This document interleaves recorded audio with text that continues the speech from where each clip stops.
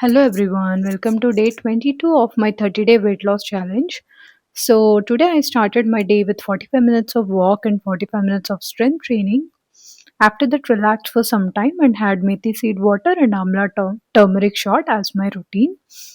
Then, for breakfast, I had two idli with roasted eggs followed by filter coffee and was maintaining my hydration with coconut water. Lunch ki I had dal, bindi fry, egg, ghee karam podi and 1 cup of rice around 100 grams. So dessert ki I had protein wafer and then I worked for some time. For snacks I had roasted chana and then relaxed for some time by sipping filter coffee.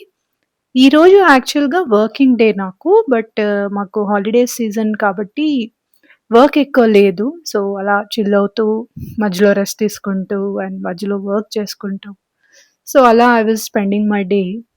Finally డిన్నర్‌కి నేను bhel prepare చేసుకున్నా healthy వెర్షన్‌లో.